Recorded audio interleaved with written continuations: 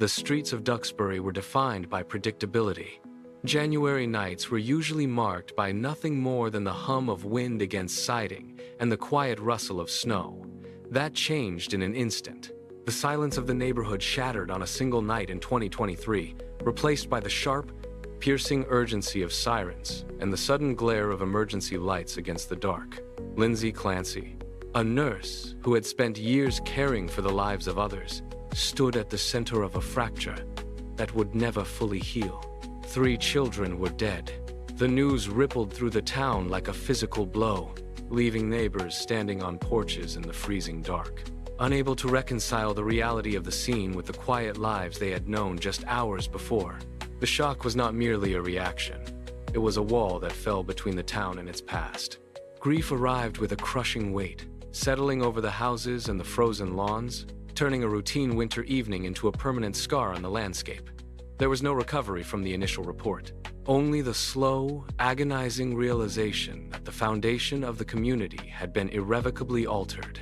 The focus shifted from the open streets to a locked, windowless reality.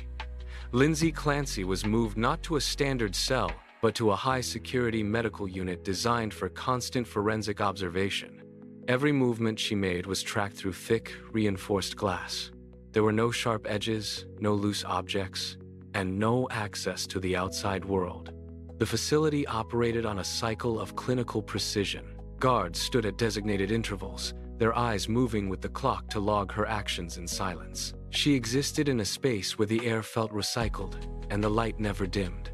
Psychiatric specialists moved in and out of her periphery, documenting shifts in her behavior as they prepared for the legal battle ahead. 3 layers of heavy steel doors separated her from the entrance, each requiring a badge, a code, and a biometric scan to unlock. Inside, the sound of a closing door was the only rhythm that mattered. The walls were scrubbed clean of any personality or history. It was a sterile, cold, and calculated environment that functioned as a machine to hold her in place.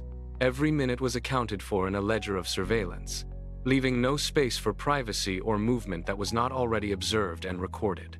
The courtroom became a battlefield of competing narratives. The prosecution stood before the judge and mapped out the night with chilling precision. They presented a timeline that broke the hours down into minute-by-minute movements, tracing every action taken by the nurse as the events unfolded. Each detail presented was a hammer blow to the defense. They argued that the sequence of events was deliberate, calculated, and devoid of ambiguity. The lawyers representing the defendant moved to challenge this framework. They pulled heavy medical files from their desks, stacking them high to block the view of the prosecution. Their core argument rested on a singular, desperate premise: that a cocktail of medication prescribed to manage her state had fundamentally altered her perception of reality. They claimed this chemical interference was the true architect of the tragedy. Tensions flared as they debated the chemical composition of the drugs, attempting to prove that the mind behind the actions was not in control of itself. The judge sat above the fray, listening to the clash of testimonies while the air in the room thickened with the weight of the evidence. Every statement from the prosecution was met with a sharp rebuttal, turning the proceedings into a friction-filled contest where nothing was settled and everything remained in dispute. A monitor flickered to life in the courtroom, bridging the distance between the secure ward and the bench. Lindsay Clancy appeared on the screen, a small, static figure trapped within the frame of a digital feed. She remained motionless. She did not tilt her head or track the movement of the attorneys as they paced the floor. Her silence was heavy, filling the space where testimony should have been. The prosecution pressed forward, anchoring their case to the cold, undeniable aftermath of the children's deaths. They projected images of the timeline, forcing the court to confront the finality of the night.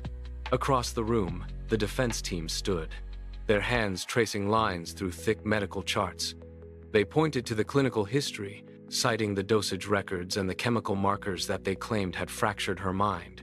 The judge leaned forward, eyes shifting from the screen to the documents, weighing the gravity of murder charges against the evidence of a compromised neurological state. Every word spoken in the room seemed to bounce off the walls and return to the screen, where the defendant watched, still as stone, neither acknowledging the accusations nor breaking the containment of her own silence. The distance between the law and the medical reality of the act began to stretch. The legal arguments drifted into the abstract, dissecting the precise point where mental health gives way to criminal culpability. Each day in the facility sharpened the divide.